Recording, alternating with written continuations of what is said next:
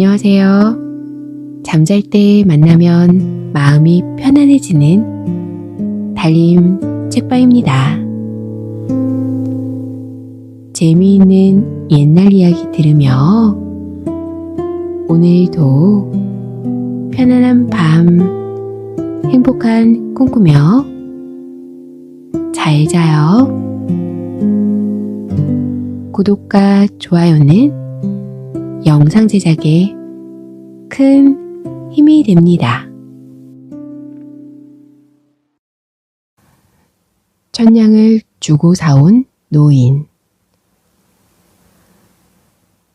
옛날 산 너머 들 너머 외딴 마을에 돌쇠라는 청년이 살고 있었습니다. 해가 뜨면 산으로, 해가 지면 장작을 이고 내려오는 삶이었지요. 그의 손은 늘 거칠었고 웃음은 마르고 있었습니다.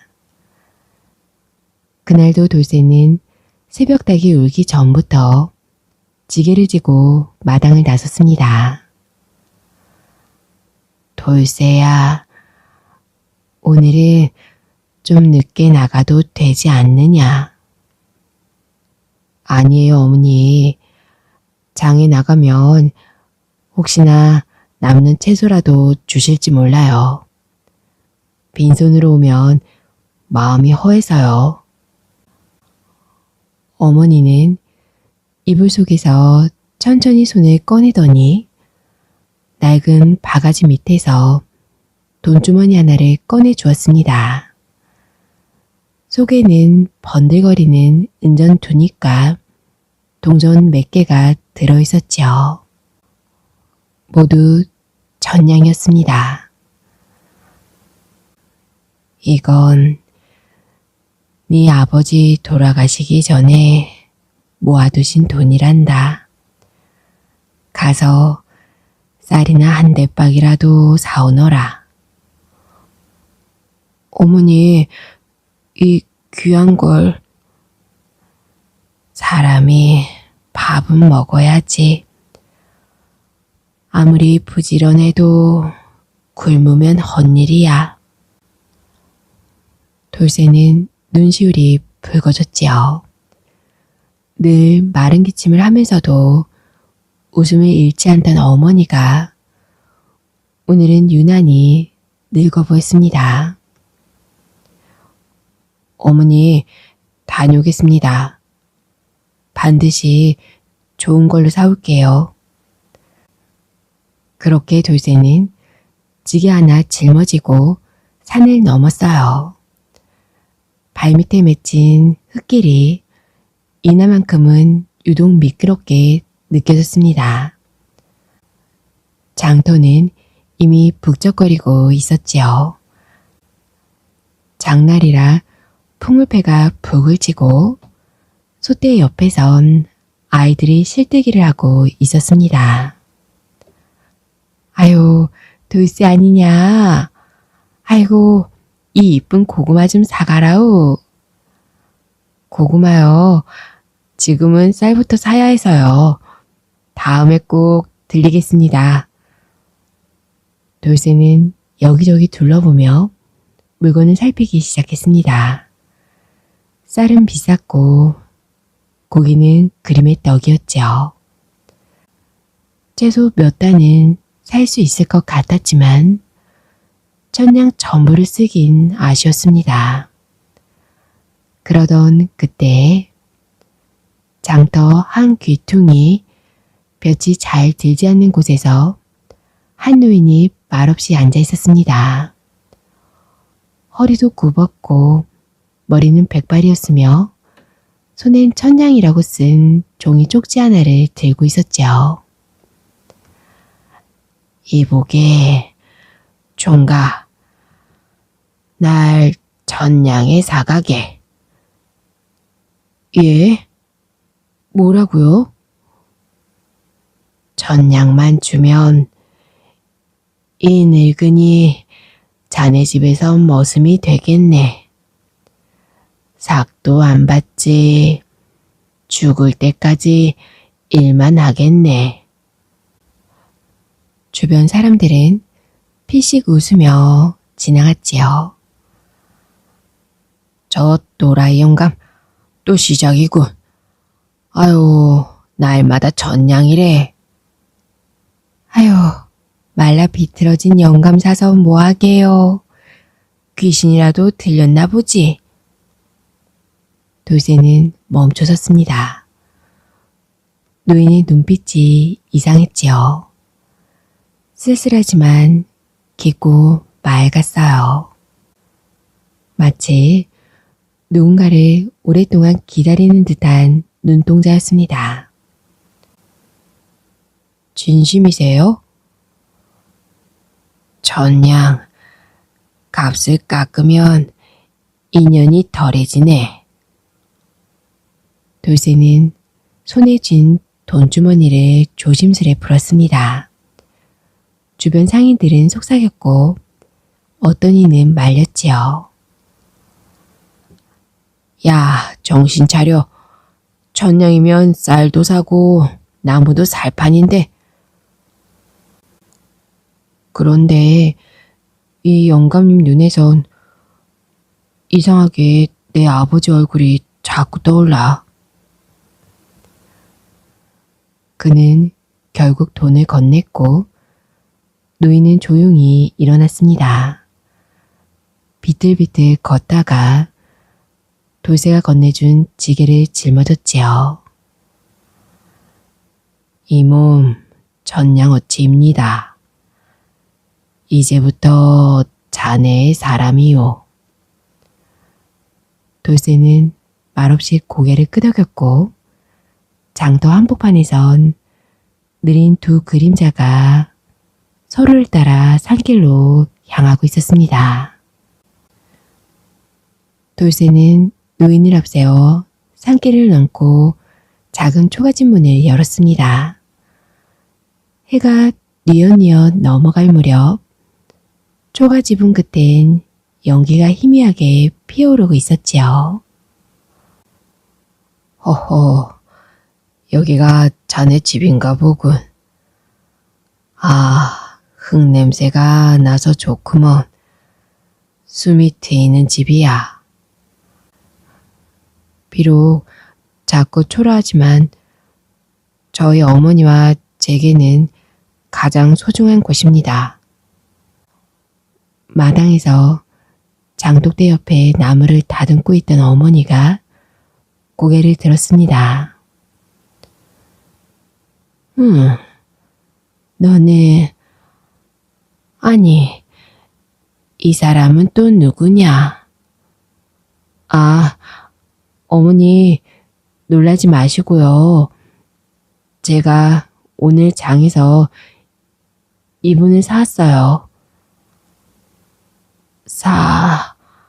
사람을 그 돈으로 쌀도 못 사고 이 늙은이를 사왔다고. 노인은 허리를 굽혀 90도로 인사했습니다. 어르신, 전냥받고 발려온 몸입니다. 앞으로 귀되게 머슴살이하며 은혜를 갚겠습니다. 허허, 내가 늙어서 눈이 침침한 줄 알았더니 정신이 침침했구나. 이놈아, 그 돈이 어떤 돈인데? 돌쇠는 머리를 조아리며 어머니 옆에 꿇어 앉았습니다. 제가 잘못했습니다, 어머니. 근데 이상하게도 이 어르신을 지나칠 수가 없었어요. 마치 아버지를 보는 것 같아서요. 아버지를... 그 말에 어머니는 한참을 멍하니 노인을 바라보았습니다. 그 순간 노인의 눈가엔 주름보다 더 깊은 슬픔이 내려앉아 있었습니다. 아휴, 됐다. 들어오시게. 내가 이놈 때문에 속이 썩어서 그렇지 원망은 말게. 감사합니다, 마님. 앞으로 불도 지피고 장작도 패고 논밭일도 하겠습니다. 그날 밤 조촐한 저녁상이 차려졌습니다. 보리밥에 된장국, 무나물 한 접시, 돌쇠는 한 숟가락을 퍼서 노인 앞에 놓았습니다.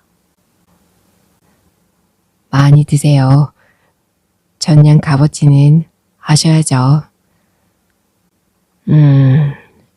이 된장 냄새. 내 어릴 적 어머니 된장국 냄새와 똑같구먼. 그런 소리 들으니 괜히 짠하네. 그렇게 셋은 처음으로 한 상에 둘러앉아 밥을 먹었습니다. 낡은 초가집 안에선 조용히 수저 소리만 울려 퍼졌고 노인의 눈가에는 반짝 젖어 있었습니다. 그날 밤 노인은 마루 끝에 돗자리를 깔고 누웠습니다. 별빛이 지붕 사이로 들어오고 풀벌레 소리가 자장거처럼 들렸지요. 그런데 그때 싹 쥐들이 천장에서 달리기 시작했습니다. 이러 쥐떼가 고개를 하네. 아이고야, 내 방 천장도 조심하시오. 쥐들이 가끔 장독대를 넘어오더라고요. 노인은 바지를 걷어붙이고 장작을 부러뜨려 손에 쥐었습니다. 그리고 소리 없이 움직이다가 쥐 한 마리를 딱 잡았지요. 이 노인네 전량값 한다고 했지요. 어르신 대단하십니다. 그날 이후 초가집엔 쥐 한 마리 얼씬하지 않았고 동네 사람들 사이에선 쥐 잡는 천냥 노인이라는 별명이 붙기 시작했지요. 천냥어치 노인이 들어온 지 보름이 지났습니다. 그 사이 돌쇠네 집엔 놀라운 변화가 찾아왔습니다. 먼저 마당부터 달라졌지요. 노인은 자투리 땅에 고랑을 파서 무와 배추를 심고 장독 옆에 허름한 나무를 잘라 허수아비를 세워두었습니다. 어머, 세상에, 밭도 아닌 마당에서 배추가 이렇게 났단 말이냐. 물이 맑으면 가뭄에도 싹은 납니다. 사람도 마음이 말라서 그렇지 물줄기 하나면 다시 살아납니다. 어르신, 어디서 이런 걸 다 배우셨어요? 제가 알던 머슴들이랑은 뭔가 많이 다르신데요? 사는 동안 배운 게 많아서 그렇지 배운 게 많아도 써먹을 데 없던 인생이었지. 그 말에 어머니는 물끄러미 노인을 바라보았습니다. 왠지 모르게 그 말이 가슴에 남았거든요. 며칠 뒤 이웃집에서 일이 벌어졌습니다. 옆집 송신애가 소가 갑자기 배탈이 나서 밭을 얻고 쓰러졌다는 소문이 돌았지요. 아이고, 이 소가 한 해 농사 다 책임지는데 어째였을까이. 내가 소똥 안 줬다고 화났는갑다. 아이고, 이 녀석아. 그 모습을 멀찍이서 돌쇠아 노인이 보았습니다. 저 숭씨네 어쩌죠? 동네에서 제일 부지런한 집인데. 그래, 한번 가봅세. 소 뱃속이 얼마나 억울한지 들어봐야지. 그리고는 조용히 풀숲에서 뽑아온 풀 몇 종류와 손으로 만든 허브 뭉치를 들고 숭시내로 향했습니다. 이거 말린 쑥이랑 감초랑 버무려서 입에 억지로라도 넣어보시오. 이거 뭐 한의사도 아니고 된다고요? 그렇지요. 예전엔 말도 고쳤소이다. 아이고야, 한번 해봅시다. 노인은 송아지처럼 누워있는 소의 콧구멍을 문지르며 풀을 주물러 반죽을 만들었고 그것을 소 입안에 넣어주었습니다. 소는 몇 번 울컥거리더니 붕 그대로 방귀를 뀌며 일어났지요. 아이고 매, 우리 소 살았다이. 마을 사람들은 두 눈이 휘둥그레졌고 노인은 그저 소의 등을 토닥이며 말했습니다. 사람이나 짐승이나 속만 풀리면 다 일어나게 돼 있지요. 그날 이후 마을에선 돌쇠네 집 앞에 긴 줄이 생겼습니다. 허리 아픈 노파, 열나는 아이, 장에 못 나간 며느리까지 하나둘씩 찾아왔지요. 쑥은 이맘때 캐면 기운이 좋고 고춧잎은 이마에 얹으면 열이 내리요. 아이고, 옛날에 우리 할애비가 그러던 거랑 똑같소이다. 야, 이 어르신 예사분이 아니시구먼. 그런데 말이다. 너도 슬슬 물어봐야 안 되겠니? 물어봐도 안 가르쳐 주세요. 그냥 천냥어치 실력이라고만 하신다니까요. 아휴, 세상에 천냥어치 실력이 어디 있다고. 하지만 어머니도 슬슬 인정하게 되었습니다. 집은 날로 정갈해졌고 밥상엔 늘 나물 2가지가 새로 올라왔으며 무엇보다 어머니 얼굴엔 오랜만에 화색이 들기 시작했지요. 어느 저녁 장독대 옆 평상에 셋이 나란히 앉았습니다. 별빛이 반짝이고 바람에 코스모스가 흔들리던 밤. 아이고, 이 된장은 맛이 점점 깊어지네요. 집에 사람이 많으니 된장도 신이 나나 봐요. 된장도 귀를 가졌지요. 말없이 들으면서 읽는 거니까요. 와, 진짜 시인 같으시다니까요, 어르신. 노인은 말없이 미소만 지었습니다. 하지만 그 눈빛엔 무언가 과거의 긴 그늘이 스치듯 남아 있었습니다. 그의 가을은 유난히 더웠지요. 낮과 밤의 온도차가 심해지며 들녘의 곡식이 서서히 고개를 숙이기 시작할 무렵 마을에 이상한 조짐이 일기 시작했습니다. 처음에는 윗마을 돌쇠 삼촌네 아이가 열이 나기 시작했고 곧이어 아랫마을 순덕이까지 그리고 삼칠네 소까지 눈을 개슴츠레 뜨고 밥을 안 먹기 시작했습니다. 어머마, 순덕이가 숨을 헐떡거려요. 아유, 이거 돌림병인가 봐. 아, 우리 집도 그래. 사내놈 둘이 똑같이 쓰러졌어.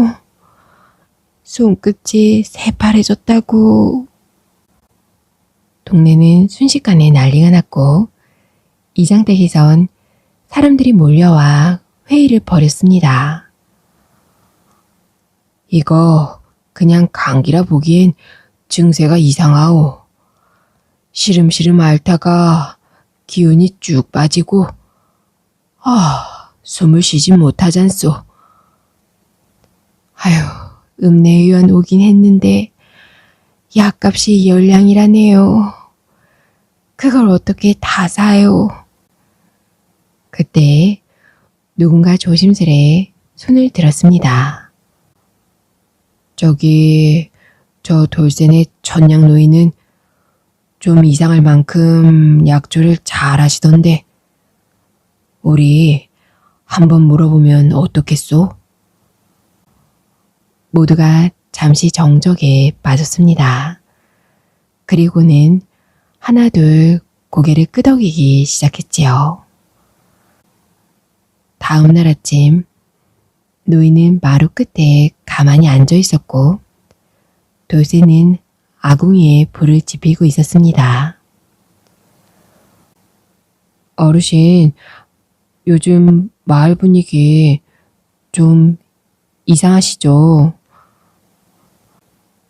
네, 바람이 무겁고 풀잎이 눕는 걸 보니 흔한 감기는 아니구려. 그때 이장이 숨가쁘게 마당으로 들어왔습니다. 어르신, 이장입니다. 마을이 지금 초비상이라오. 읍내의원도 얻지 못한다 하고. 아이들은 어떤 증상을 보이오? 고열, 식은땀, 손끝이 새파래지고 숨을 헐떡입니다. 노인은 천천히 일어나더니 허리에 매달린 작은 약조 주머니를 꺼냈습니다. 3년근 백조와 상기슭의 정심초, 그리고 댕작 껍질이 필요하겠소. 시간이 없으니 돌쇠야, 내가 가야겠다. 돌쇠는 노인이 가르쳐준 약초를 찾기 위해 달렸습니다. 비탈길을 오르고 벌에 쏘이며 손에는 가시가 찔리고도 멈추지 않았지요. 내가 어르신을 천냥에 모신 건 이럴 때를 위해서였지. 제발 무사히. 그렇게 그는 해질 무렵 풀과 흙이 묻은 얼굴로 돌아왔습니다. 노인은 약초를 손질하며 말을 아꼈어요. 된장통에서 찬물을 떠다 넣고 약탕기를 뭉근히 다리며 그는 낮은 목소리로 읊조렸습니다. 아플 땐 몸보다 마음이 먼저 겁을 먹는 법이지. 아이들 가슴 속 겁부터 먼저 달래야지. 이렇게까지 애써주시니 죄송하고도 감사합니다. 아닙니다. 내게도 어릴 적 열로 누운 손녀가 있었지요. 그때는 못 살렸지만 이번엔 다르게 하려 합니다. 그 말에 어머니는 더는 묻지 않았습니다. 노인의 얼굴엔 오래전 상처처럼 깊은 고요가 흐르고 있었지요. 아이들에게 약을 대운천에 적셔서 이마에 얹고 작은 목통에 쓴 약을 한 모금씩 넘기게 했습니다. 처음엔 거부했던 아이들도 노인의 손끝에선 이상하게도 마음이 놓였는지 순순히 입을 벌렸지요. 그리고 이틀째 열이 내리고 땀이 식으며 하나둘 아이들이 눈을 떴습니다. 할아버지, 약이 썼어요. 그래, 쓰지. 살려고 참고 마시면 잡는 게 사는 길이란다. 며칠 뒤 마을은 다시 평화를 되찾았습니다. 이장은 마을 사람들을 모두 불러 모았습니다. 이장은 큰 절을 하며 돌쇠집 어르신이 아니었으면 우리 마을 아이들 지금쯤 어찌 됐을지. 아휴, 진짜 신선이 내려오신 거 아니요? 전생에 의원이셨나 봐요. 어르신은 그저 1000냥짜리 어르신일 뿐입니다. 저는 사람을 고친 게 아닙니다. 그저 마음에 물을 부었을 뿐이요. 겨울이 코앞으로 다가오던 어느 날, 북풍이 옷깃을 파고드는 날씨 속에서도 돌쇠네 마당에는 김장 항아리가 줄지어 놓여 있었습니다. 올해 김장은 이상하게 고소하네. 집안에 따뜻한 기운이 감돌아서 그런가. 된장도 김치도 다 사람 기운을 받아 익는 법이지요.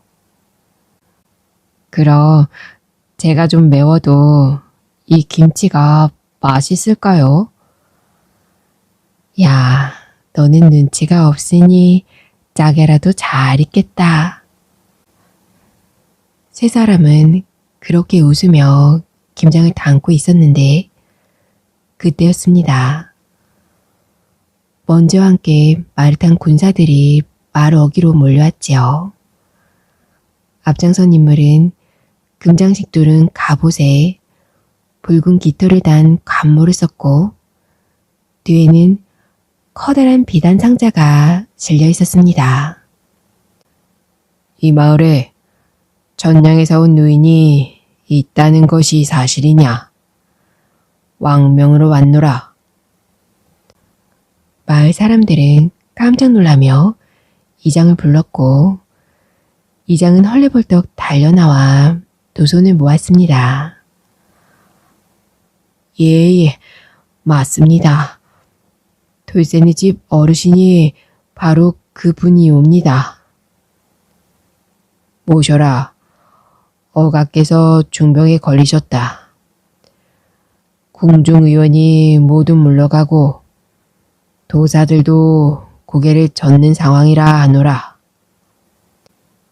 어메, 이제는 궁궐까지 퍼졌구나.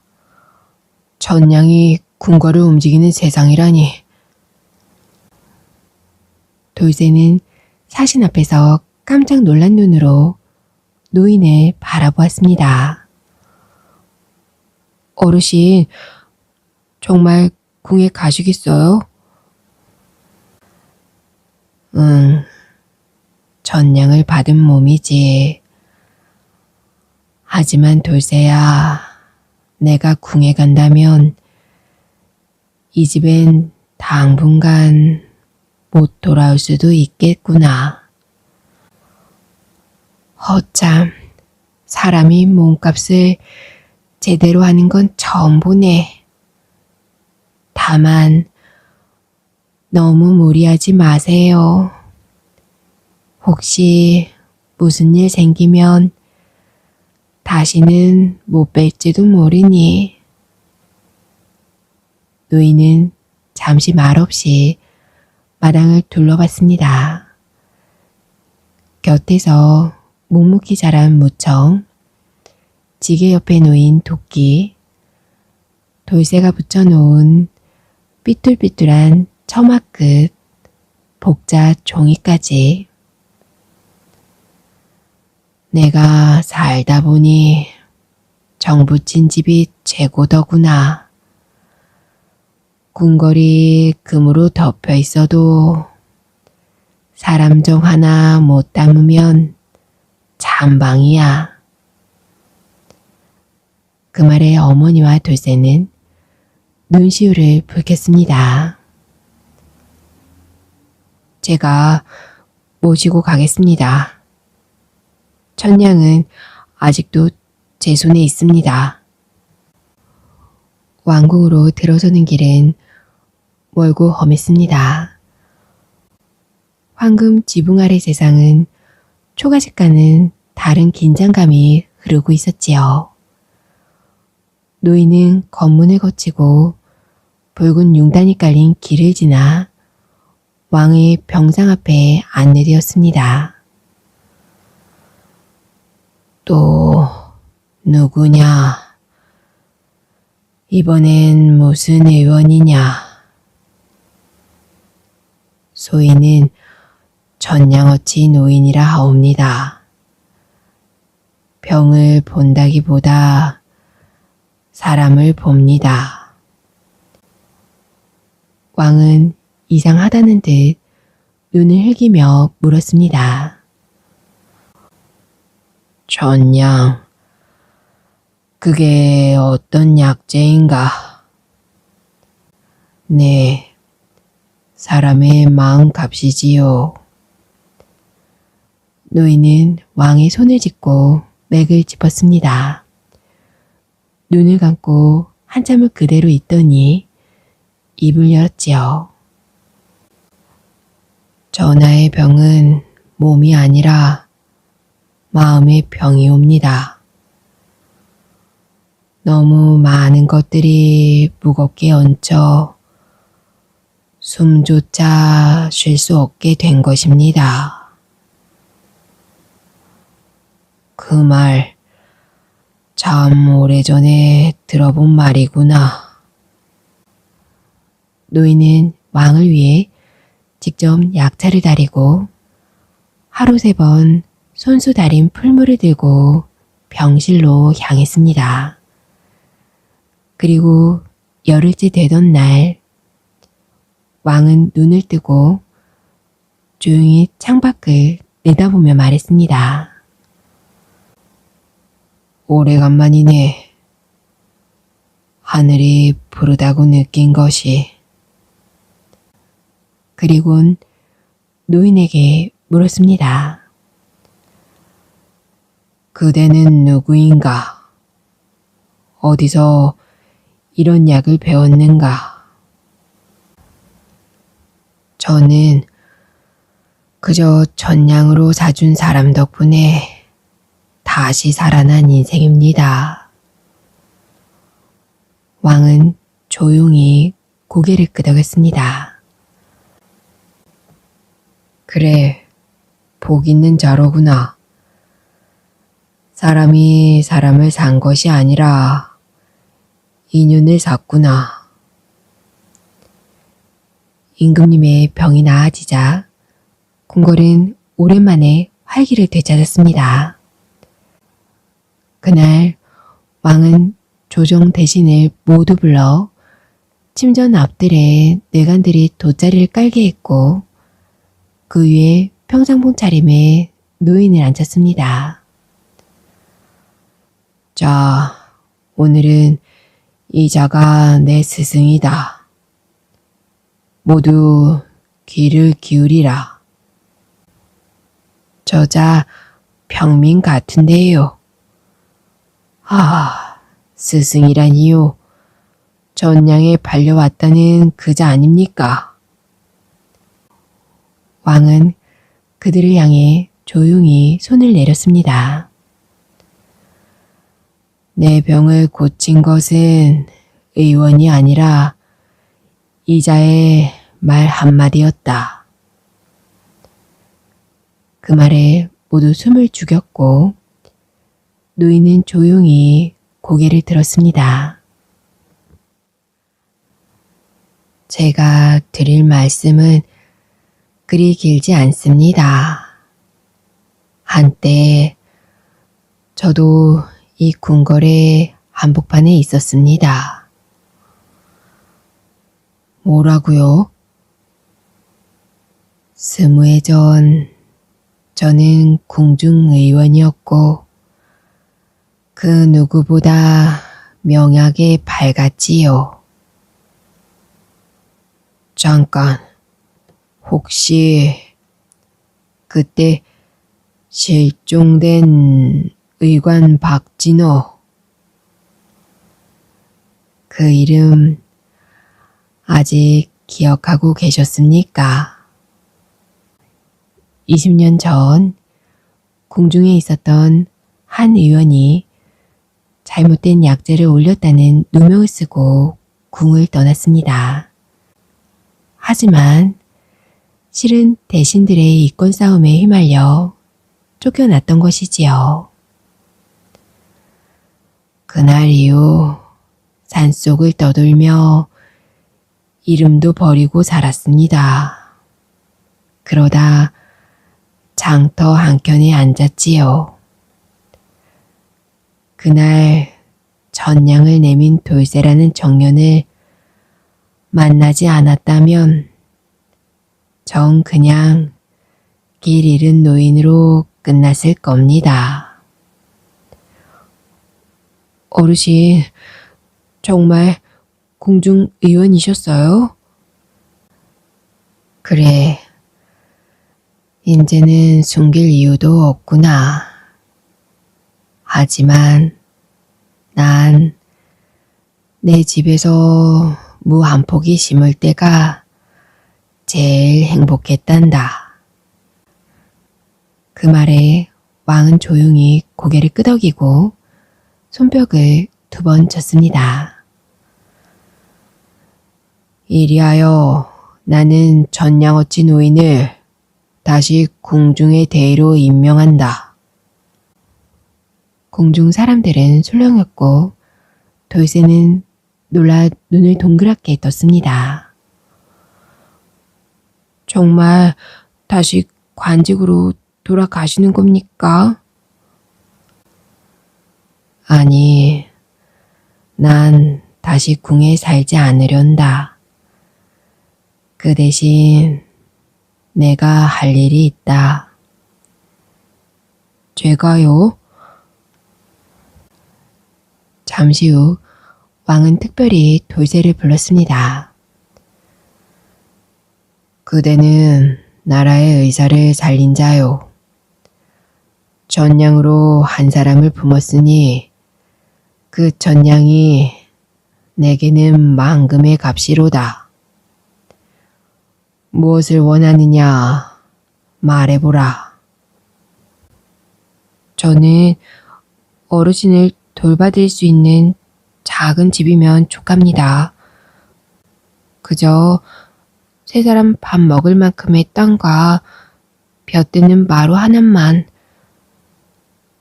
왕은 미소를 머금었습니다. 그래서 내가 그대를 살려야 했다. 복을 내리는 건 항상 욕심이 없는 자에게만 허락되니. 며칠 뒤 노인은 궁을 떠나기 전 왕에게 비단상자 하나를 건넸습니다. 이건 제 평생 쌓아온 약초첩입니다. 이 안에 있는 것은 약이 아니라 사람의 마음을 보는 법입니다. 왕은 상자를 조용히 열었습니다. 그 안에는 고서와 함께 돌쇠가 쓴 삐뚤삐뚤한 쪽지 한 장 끼워져 있었지요. 1000냥짜리 어르신이 준 봄 숙차는 진짜 복덩이였습니다. 우리 어머니도 저도 올해만큼은 살맛이 났습니다. 왕은 그 쪽지를 한참 바라보다 조용히 입꼬리를 올렸습니다. 그래, 이게 진짜 약이었구나.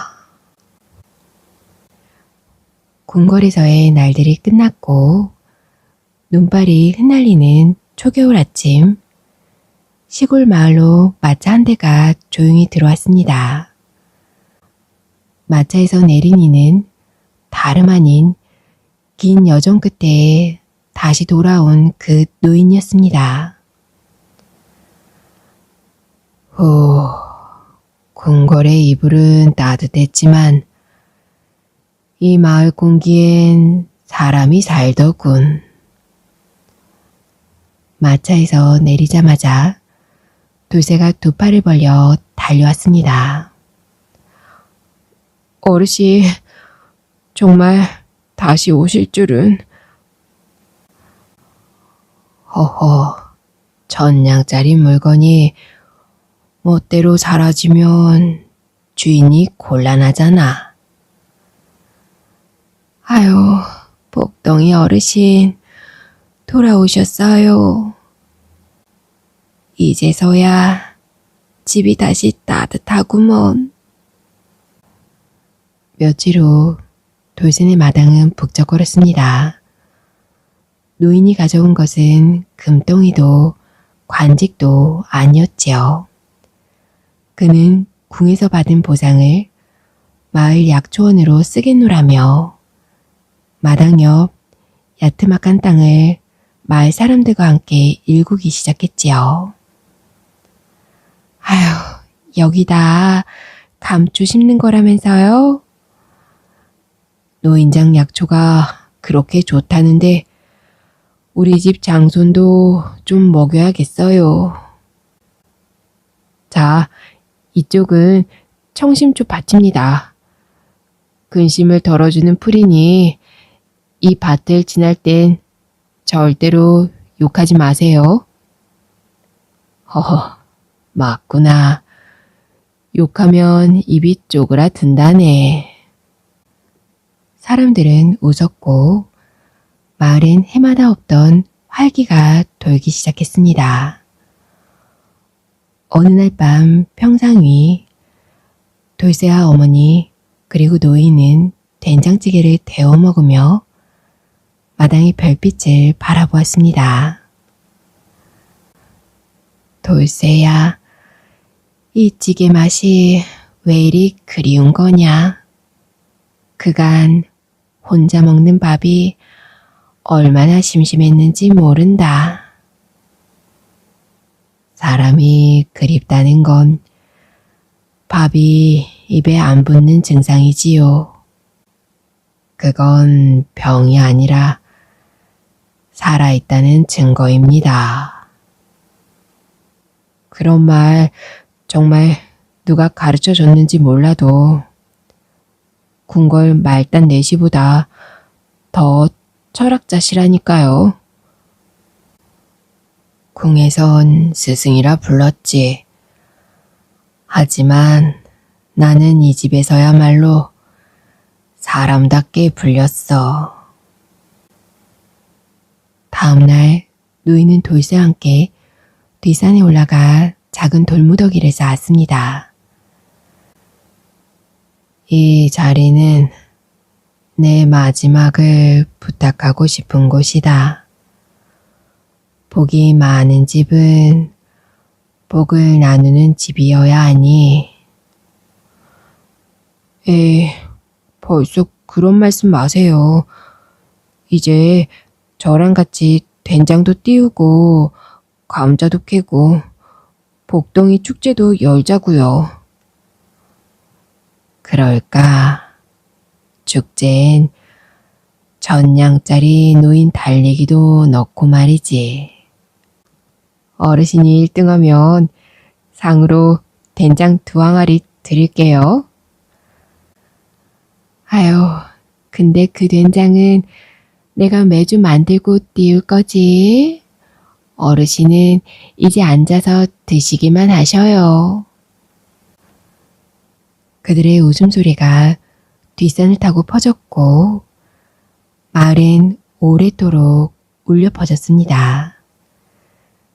그날 이후 마을 입구에는 작은 푯말 하나가 새로 세워졌습니다. 1000냥짜리 노인을 산 집. 진짜 복은 돈이 아니라 사람이었다. 여기서 꽃핀 인연.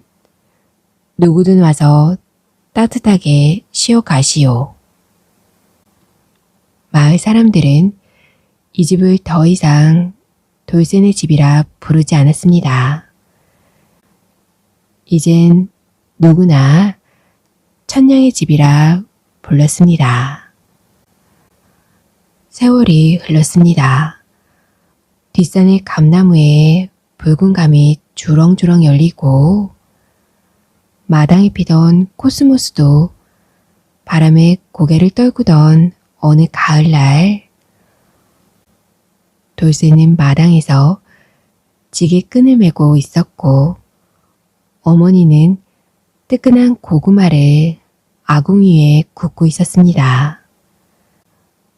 그날따라 노인은 평상에 조용히 앉아 하늘을 오래 바라보았습니다. 하늘이 높구나. 이제 참으로 높고 맑았구나. 돌쇠는 나무 토막을 던지다 말고 다가갔습니다. 어르신, 어디 편찮으세요? 왜 이렇게 멍하니? 아니다. 그저 인생이 참 묘해서 말이지. 내가 처음 왔을 땐 내 눈빛이 가난했는데 지금은 그 눈에 사람이 살더구나. 그건 어르신이 제 마음속 방 하나를 열어주셨기 때문이지요. 거기 들어온 사람이 1000냥짜리 복이었어요. 그 복 절대로 값으로 못 매기지. 그날 밤 노인은 평상에 이불을 덮고 누웠습니다. 달빛이 살며시 마당을 덮었고 처마 밑에서 풀벌레 소리가 졸졸졸 들려왔지요. 새벽녘이 다가오자 노인은 마지막 힘을 다해 돌쇠 방문을 가만히 열었습니다. 돌쇠야. 어르신, 왜요? 나 이 집에 와서 참 좋았다. 살아온 내내 떠돌았지만 이 마루 위에서 처음으로 집이란 걸 느꼈지. 저도 처음으로 가족이 생긴 것 같았어요. 내가 떠나면 내 약초첩은 마을에 남겨줄게. 병든 사람도 마음 맞는 사람도 그걸 보고 웃게 될 거야. 이 복덩이 같은 사람아, 그걸 왜 이제야 말하는 거야? 천냥, 참 싼 값이었다. 그 말의 끝으로 노인은 조용히 눈을 감았습니다. 달빛은 그의 손끝을 부드럽게 감쌌고 지붕 너머에서 고얀 바람이 불어왔습니다. 다음 날 마을 사람들은 모두 모였습니다. 한복 입은 노인들이 줄지어 절을 올리고 아이들은 천냥 어르신이라며 하얀 국화꽃을 들고 왔지요. 이장은 마을 입구에 조그만 비석 하나를 세웠습니다. 여기 전냥짜리 노인이 잠들다. 사람을 산 게 아니라 마음을 품었던 인연의 주인공. 그리고 돌쇠는 지게 한 징 가득하게 약초를 얹어 노인의 무덤 옆 작은 평상에 올려두었습니다. 이건 어르신이 남기신 삶의 무게예요. 이 지게는 절대 가볍지 않아요. 근데 이상하죠? 이 무게가 전 왜 이렇게 따뜻할까요? 그로부터 몇 해 뒤 마을엔 작은 약초 학교가 생겼습니다. 아이들에게 쑥을 가르치고 노인에게 발 마사지를 알려주는 공간, 마을 이름도 바뀌었지요. 천냥골. 어느 관광객이 물었습니다. 천냥골이요? 천냥으로 뭐가 그렇게 중요했길래요? 천냥으로 사람 하나 샀다가 마을 전체가 복덩이가 됐대요. 에이, 사람을 어떻게 사요? 네, 값으로 샀지만 마음으로 품었다고 해요. 우리의 삶은 값을 매기지 말아야 할 것들이 있습니다. 인연, 믿음, 그리고 사람의 마음. 오늘 들려드린 이야기가 당신에게도 따뜻한 지게 하나가 되어 가슴 한켠에 내려앉았길 바랍니다.